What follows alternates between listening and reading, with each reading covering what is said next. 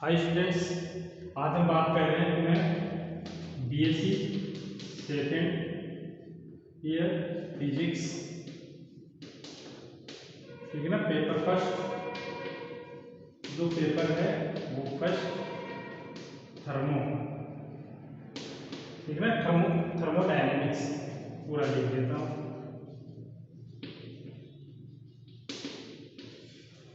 Thermodynamics की तो इसके अंदर हम बात कर रहे थे, हमारा जो लास्ट था वीडियो, उसके अंदर हम कार्नोट इंजन के कार्यप्रणाली की बात कर रहे थे। कार्नोट इंजन की कार्यप्रणाली में हमने एक कार्नोट चक्र पढ़ा था। कार्नोट चक्र के अंदर को हमने 4 पार्ट में विभाजित किया था। 4 पार्ट में, ठीक ना, हमने जो वर्क डन किया था W1, W2, W3 और W4, ये हमारा वर्क डन था। तो अब इस कंप्लीट कार्नोट चक्र में, ठीक है ना, किया गया जो नेट वर्क है, नेट कार्य है, वो कितना होगा। तो देखो, ये मैंने ये जो वर्क डन है, टोटल वर्क डन यहाँ पे W ये ऑलरेडी लिख लिया है, ठीक ना, क्योंकि 4 प्रकरण में हमने अलग अलग ये वर्क डन निकाले थे, तो उनको मैंने यहाँ पे ऑलरेडी लिख दिया है। तो देखो यहाँ पे क्या होता है कि कंप्लीट कार्बन चक्र है, इसके ये वाला प्रक्रम और ये वाला प्रक्रम, इस दो प्रक्रम के अंदर गैस काम करती है, ठीक ना। गैस के द्वारा कार्य किया जाता है, गैस में प्रसार होता है, अर्थात गैस अपने आप प्रसार कर रही है, कोई उसको पकड़ के खींच थोड़ी रहा है, ठीक है, अपने आप प्रसार हो रहा है, गैस के द्वारा कार्य किया जा रहा है। तो ये गैस के द्वारा जो किया गया कार्य है वो धनात्मक होता है हमेशा, ठीक है। कार्बन चक्र के दो प्रक्रम है, इसमें गैस द्वारा जो कार्य किया जाता है, ठीक है ना, तो जो कार्य होता है वो हमेशा धनात्मक होता है। और इन दो प्रक्रम के अंदर, ठीक है ना, ये वाला और ये वाला, इसके अंदर गैस पर कार्य होता है, ठीक है। हमने गैस के ऊपर कार्य किया था, ठीक है ना, दबाव लगाया था, ध्यान दो। तो जब गैस पे कार्य किया जाता है, तो गैस पर कार्य किया जाता है, तो जो कार्य होता है वो ऋणात्मक होता है, अर्थात यहाँ से ऊर्जा निष्कासित होती है, यहाँ से ऊर्जा ग्रहण की जाती है, यहाँ से ऊर्जा निष्कासित होती है। तो ये जो कार्य होता है ऋणात्मक होता है। तो कुल कार्य W1 plus W2 plus W3 plus W4, ये W1 हमने निकाला था ये, ठीक है ना, लास्ट लेक्चर में देखना, W1 हमने ये निकाला था T1 log VB upon VA plus R upon gamma minus 1 T1 minus T2 minus R T2 log VC upon VD minus R upon gamma minus 1 और T1 माइनस T2, ठीक है ना, ये होते हैं। तो अब इसको हम सोल्व कर लेते हैं, इतना तो हम निकाल चुके हैं, इसको सोल्व कर लेते हैं। तो सोल्व करोगे तो देखो यहाँ से ये वाली टर्म और ये वाली टर्म कैंसिल आउट हो जाती है और सिर्फ ये दो टर्म बचती है। ओके, अब हटा रहा हूँ इसको।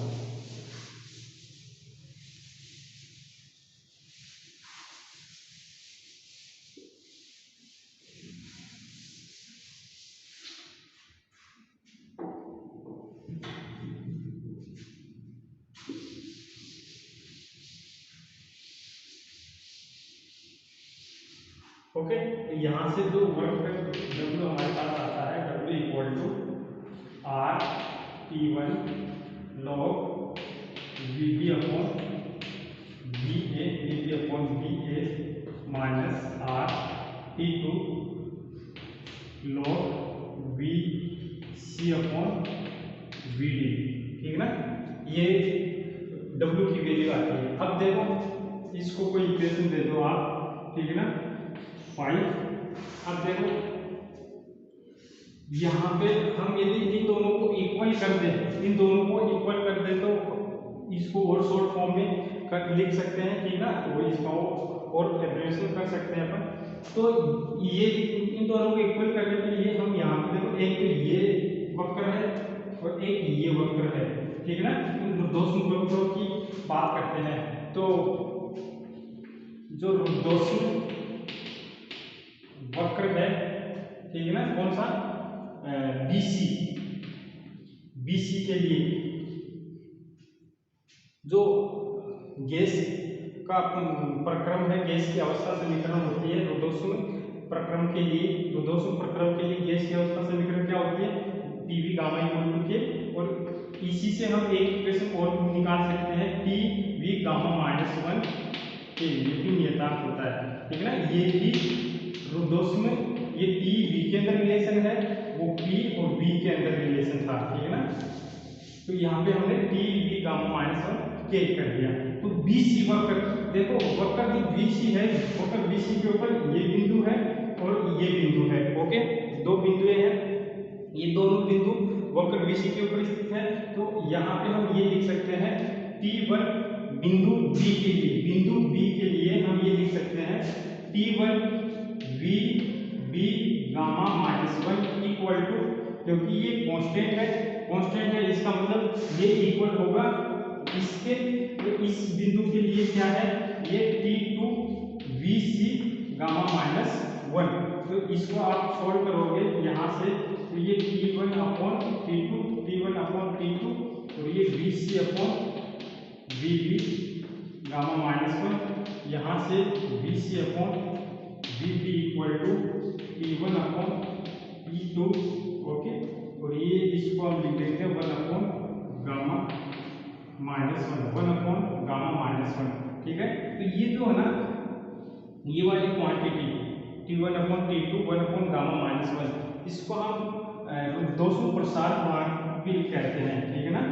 इसको क्या बोलते हैं, रुद्धोष्म प्रसार गुणांक T1 अपॉन T2 को रुद्धोष्म प्रसार गुणांक भी बोल देते हैं, ओके। दैट मीन्स इसको बता दें,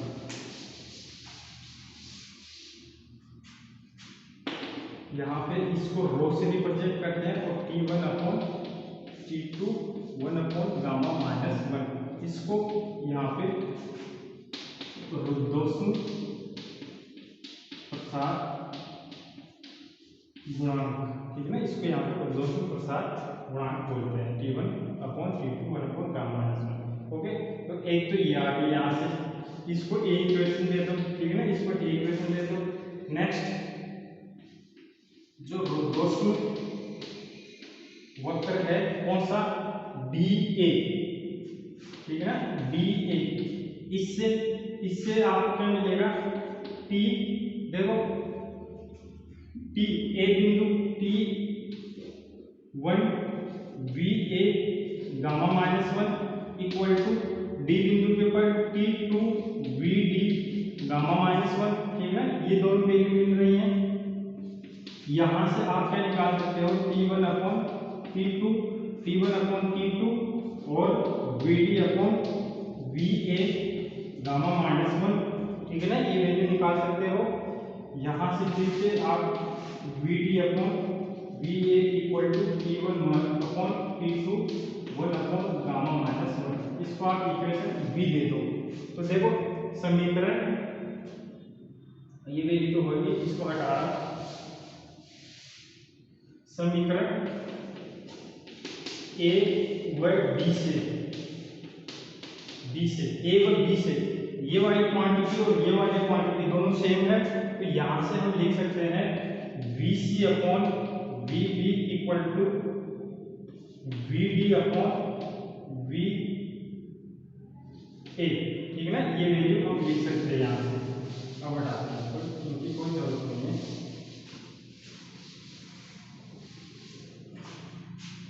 तो देखो यहाँ से हमको क्या चाहिए, दोनों में से कोई सी एक वैल्यू हम कैलकुलेट करके यहाँ पे रख सकते हैं। तो हम रख यहाँ से VC upon VD, VC upon VD, ये हो जाएगा VB अपॉन VA, ठीक है ना, VB अपॉन VA। सो अतः यहाँ से हमारा जो W हो जाएगा R T1 log, देखो यहाँ पे VB अपॉन VA है, VB अपॉन VA है, और माइनस RT2 log, यहाँ पे VC अपॉन VD की जगह, VC अपॉन VD की जगह मैं लिख दूँ VB अपॉन VA। तो यहाँ पे log VB है, log VB है, दोनों जगह सेम है, तो ये R, तो यहाँ से क्या मिल जाएगा, R log VB upon VA और T1 माइनस T2। तो ये किया गया, वर्क हो गया कंप्लीट, इक्वेशन नंबर 6, ठीक है ना। इसको आप ऐसे भी लिख सकते हो 2.303 R log 10 VB upon VA T1 minus T2।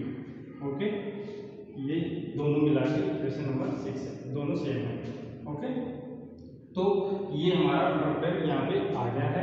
अब हम बात करते हैं कार्बन इंजन की दक्षता की, ठीक है ना, कि कार्बन इंजन की दक्षता क्या होगी।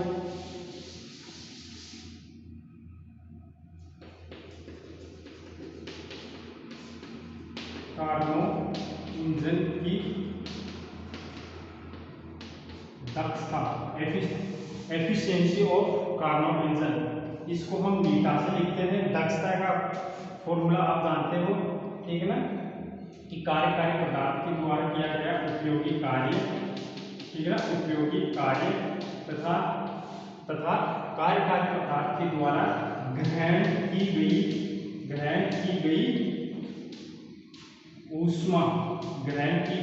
ऊष्मा का अनुपात इंजन की दक्षता कहलाती है, जिसको हम मीटा से रिप्रेजेंट करते हैं, ठीक है ना, दक्षता। तो ये क्या होता है W/Q1। तो हमारे पास यहाँ पे जो W है वो ये है 2.303 R log 10 VB upon VA, okay, T1 minus T2। Okay, और बता दें इसको, जो Q1 है, Q1 भी किया गया वक्र है, जिसकी वैल्यू R T1 है, ठीक है ना। Q1 यहाँ से वहां तक किया गया कार्य था 2.2 log 10 VB upon VA T1, ये Q1 की वैल्यू है आपकी। तो यहाँ से आपको जो मीटा प्राप्त होता है, ये देखो, ये कंप्लीट कैंसिल आउट हो जाता है, और T1 minus T2 upon T1। तो इसको हम ऐसे भी लिख सकते हैं T2 अपॉन T1। ओके, यदि परसेंटेज में लिखना चाहे तो इसको हम 100 से मल्टीप्लाई कर देते हैं, ठीक है ना। तो ये हमारी मीटा है। ओके, इसको यदि हम रो की फॉर्म में लिखना चाहें, T1 अपॉन T2 दोषम प्रसार गुणांक के रूप में, ये 1 अपॉन गामा माइनस 1। तो यहाँ से हम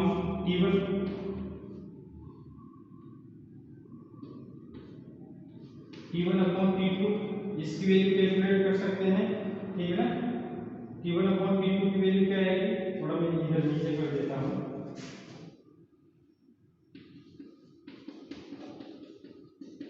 T1 अपॉन T2 रो गामा माइनस 1, ठीक है ना, ये इधर आएगा तो ये गामा माइनस 1। ओके, तो इसको हम ऊपर नीचे करेंगे तो ये वैल्यू आपके पास ये T2, और इसको हम T1 करेंगे तो ये 1 अपॉन रो गामा माइनस 1 हो जाएगा ना। 1 upon rho gamma minus 1, rho की वैल्यू ये है, तो T2 upon T1 equal to 1 upon rho gamma minus 1, ये वैल्यू। तो इसको आप जो मीटा है, इसको रो की फॉर्म में लिख सकते हैं 1 minus T2 upon T1, 1 upon rho gamma minus 1, ठीक है ना, 1 अपॉन रो गामा माइनस 1, तो गामा माइनस 1, ठीक है ना। परसेंटेज में लिखो तो इसको 100 से मल्टीप्लाई कर दो, तो ये आपका कार्बन इंजन की दक्षता है। देखो, इन दोनों फॉर्मूलों से हम कार्बन क्या निष्कर्ष निकाल सकते हैं।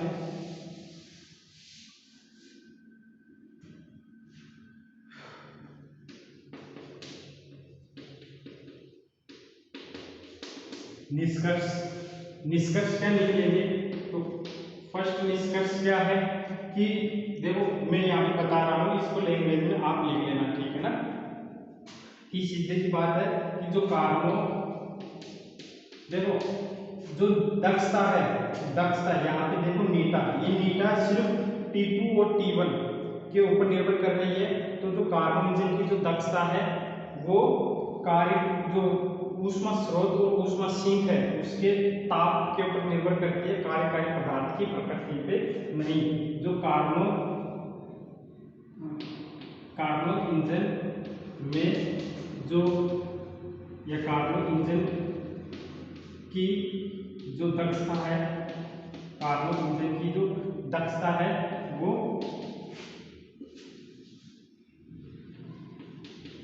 स्रोत व सिंक के तापों पर निर्भर करती है। कार्यकारी पदार्थ की प्रकृति पर नहीं, क्योंकि देखो नीटा सिर्फ T2 और T1 के अलावा यहाँ कोई चीज नहीं है, तो ये सिर्फ स्रोत व सिंक के ताप के ऊपर निर्भर करती है और इसको कोई मतलब नहीं है किसी चीज से। दूसरी चीज इसकी दक्षता अधिकतम कैसे हो सकती है, तो इसकी दक्षता अधिकतम करने के लिए या तो मतलब इसकी दक्षता 1 करने के लिए 1 कैसे होगी, ये वाला पार्ट 0 हो जाए, तो ये वाला पार्ट 0 होने के लिए या तो T2 इक्वल टू 0 हो या T1 इक्वल टू इंफिनिटी हो जाए, ठीक है ना। इन दो पोजीशन में ये वाला पार्ट 0 हो सकता है। तो जो इंजन है कार्बन इंजन की जो दक्षता है, ठीक है ना, दक्षता अधिकतम करने के लिए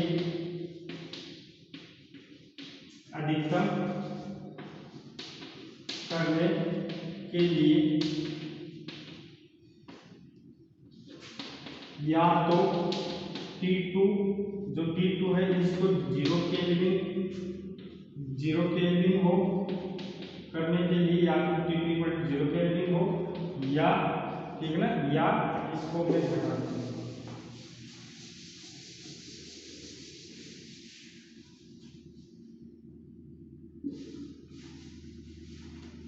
या तो T2 इक्वल टू 0 केल्विन हो या T1 equal to infinity kelvin हो, ठीक है ना। तो कार्बन इंजन की दक्षता अधिकतम करने के लिए अधिकतम कितनी हो सकती है, 100%, ठीक है ना। 100% करने के लिए या तो T2 इक्वल टू 0 हो या T1 इक्वल टू इंफिनिटी हो, ठीक है ना। तीसरा पॉइंट कि देखो यहाँ पे क्या है कि हम जो स्रोत है, ठीक है ना, कितना ही अच्छा स्रोत ले ले, उसकी जो एनर्जी है, उसका जो टेम्परेचर है वो हम इंफिनिटी नहीं कर सकते, ठीक है ना। उसका टेम्परेचर हम इंफिनिटी नहीं कर सकते, है ना। लेकिन ये कहीं कहीं जगह पे संभव हो सकता है कि जो सिंक है उसका टेम्परेचर हम 0 केल्विन कर दें, ठीक है, उसका टेम्परेचर हम 0 केल्विन कर दें। तो यहाँ पे जो है वो ये है कि कार्बन इंजन की दक्षता बढ़ाने के लिए उस स्रोत का टेम्परेचर बढ़ाने के बजाय सिंक का टेम्परेचर कम करना फायदेमंद होता है, ठीक है ना। कार्बन इंजन की दक्षता बढ़ाने के लिए स्रोत के ताप को बढ़ाने के बजाय सिंक का ताप घटाना चाहिए, ठीक है ना। तो ये थे कार्बन इंजन के बारे में। आज कार्बन इंजन यहाँ का जो टॉपिक था वो यहाँ पे कंप्लीट हो गया है, ठीक है ना। नेक्स्ट क्लास में हम नेक्स्ट नया टॉपिक लेंगे, तब तक के लिए धन्यवाद।